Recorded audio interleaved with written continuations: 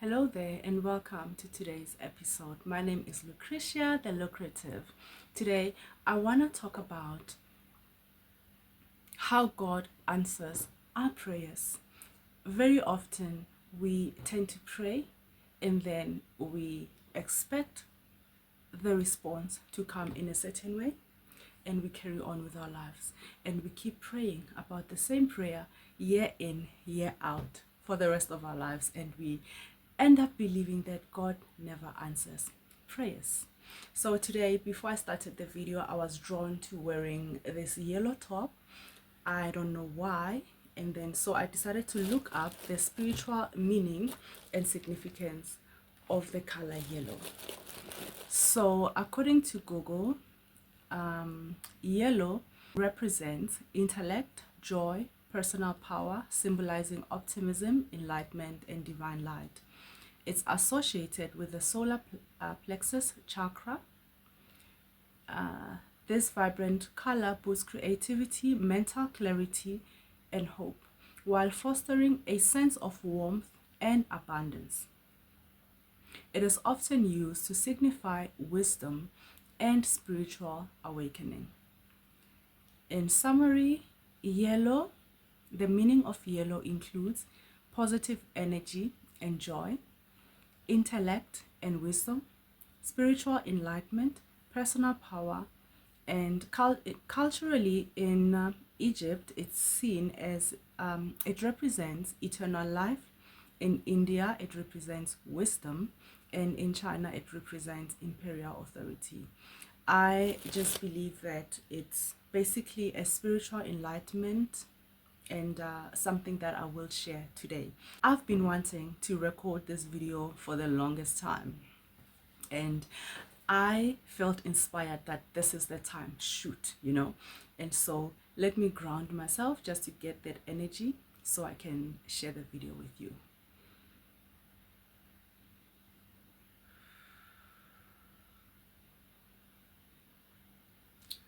So last week, I don't really want to give out a lot of clues, so I will just say this lady, this guy, and so forth. So this lady prays every single night. She prays at midnight. Sometimes she wakes up around 3 a.m. She prays for her family, for her husband, for her children, every single night, right?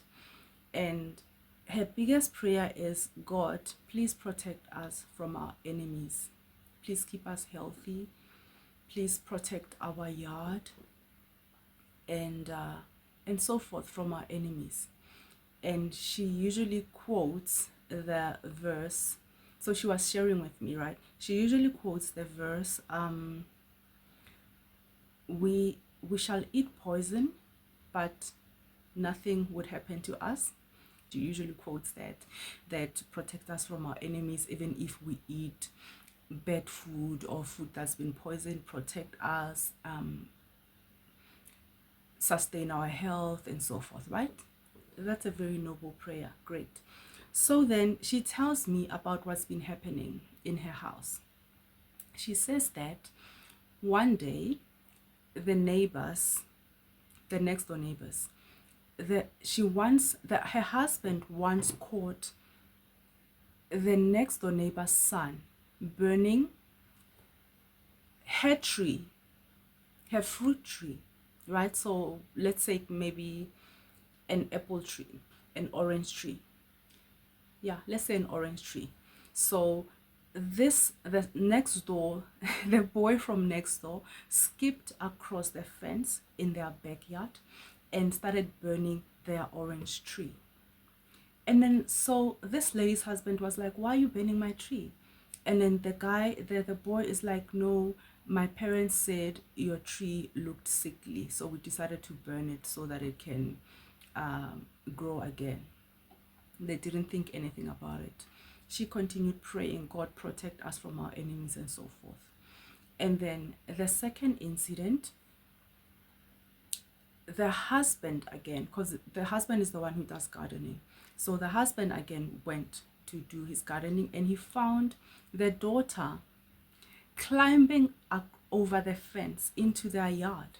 And he's like, what are you doing? He's like, no, my mom said I must come and get some lemons from the lemon tree since your lemons are ripe. And then they didn't think anything of it. Okay. So then the third time when she was telling me, this happened last week, they throughout the years they had rumors, but they never really experienced it. The third time, this lady's young daughter, they woke up Sunday, very early Sunday. She prepared, the daughter was preparing for church. The daughter is in primary. She was preparing for church. And then when she opened the front door, she sees the next door, the woman from next door, the mother from next door, standing across the road. There's like a forest and it's like not necessarily a river, like a stream. Yes, a stream. So she was standing across the road and she was touching those, like the trees from dams and rivers, like those strange trees. She was putting some items on the trees and touching them and waving them like this. And then so the daughter ran to call the mom, and the mom went and she looked, right? And then when she looked, then so this lady came to me to tell me that, okay, this is what's happening. And then she says that I almost forgot. So before, the daughter saw the woman next door playing with the trees or the plants or whatever you call them. That woman from next door told the husband that, oh, you've got tomatoes in your garden that are ripe, that are ripened, ripe, that have ripened. So you've got tomatoes, right, in your garden that are ripened or ripe. And then the husband went to take those tomatoes and then they cooked with them. Fine. So this lady, then the incident with the trees and everything. So this lady comes to tell me. And then I'm like to her, I said to her, next time when she says that, do not eat the tomatoes, because you don't know what she put in the tomatoes or what incantations or what she spoke upon the tomatoes. I'm like, look here, I listened to her, but I went into the spirit, because when I listen to a person, I don't just listen to their words, I also listen to what God tells me. And God says, I tried to tell this lady, she didn't listen. And then God said, this is a message for someone, because she's not the only person who tends to believe these religious things. There are people who would tell you that if you don't play around with witchcraft and you don't use muti, witchcraft and muti won't work on you, right? There are people who would tell you, oh, it shall not happen to you, that's not your portion, all these stylistic things that we like saying. Let me just fix my machine so I don't forget to change the pressure, the tension. So God said to me, I need to tell you this. God always answers your prayer. When you pray, from the moment you say amen, or from the moment you speak that prayer, even before you finish praying, you must start looking for answers. You must start seeing every single thing as an opportunity for God to answer, because God really does answer. We walk around in this world blaming God for not hearing us, blaming ourselves for our sins when God has forgiven us. What's the point of Christ dying for us if we're still gonna be feeling guilty about our mistakes? If we're still gonna be performative that God will only answer my prayer when I do this? Isn't that rejecting Christ's sacrifice? So God says that every single time after praying, after speaking words, you must look out for the answers, actively look out for the answers, because He doesn't always answer the way we want Him to answer. The second thing God says is that He is not our maid. When God gives you a solution to a problem, but you keep denying and refusing the solution and saying, God is there always with me. He will always protect me. Oh, God will do this. God, is God our maid? He's not our maid. He gives us tools, and whatever tools he gives us, they won't only help us and save us from one particular issue or one particular enemy.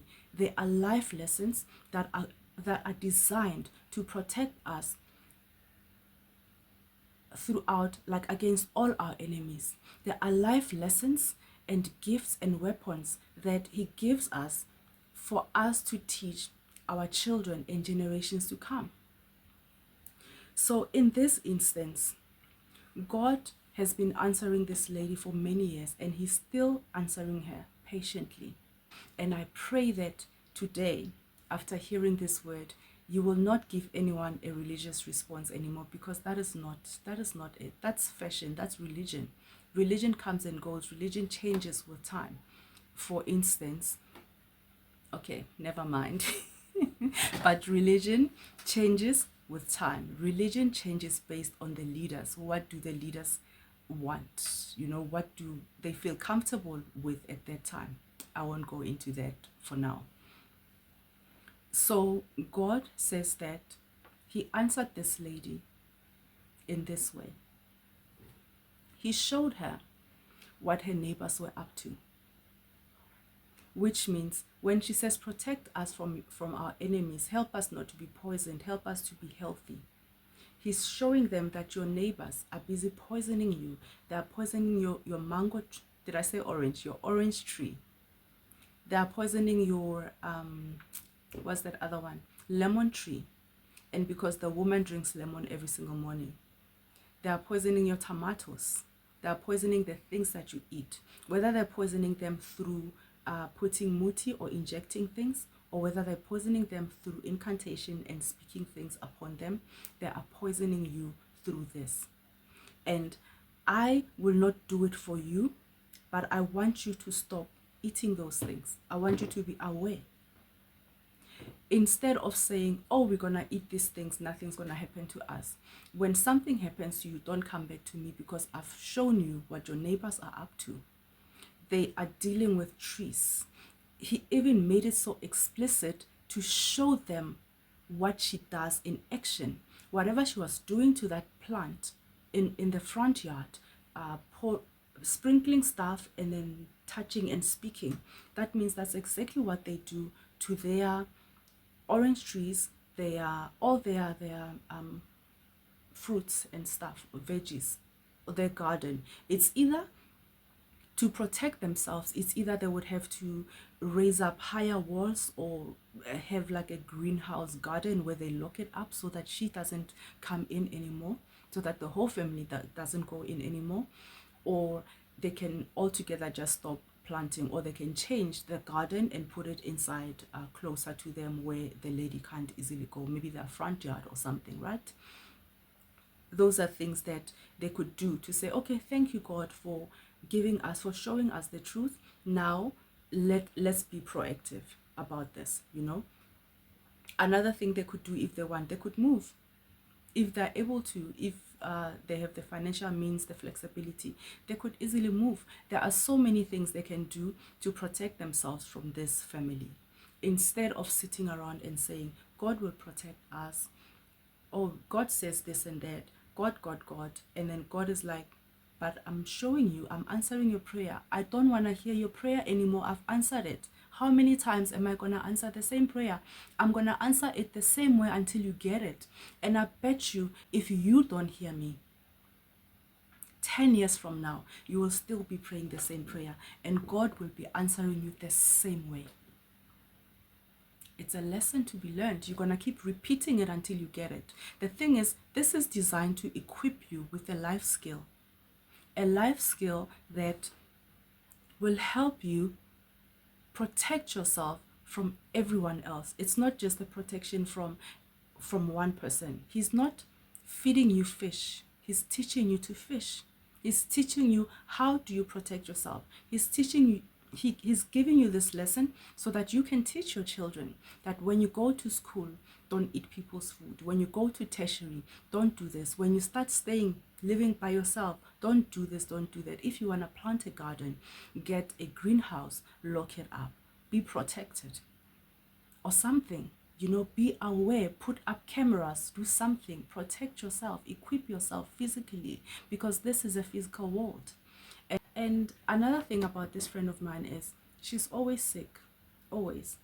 She said, "Oh, I will not die," and I said to her, "You might not die because God wants you alive, so He might save you from the full effect of what these people are doing. But you need to observe yourself." She's always sick. She always has one thing after another. And I'm like, that's not your portion. You need to realize that every time you what did I say?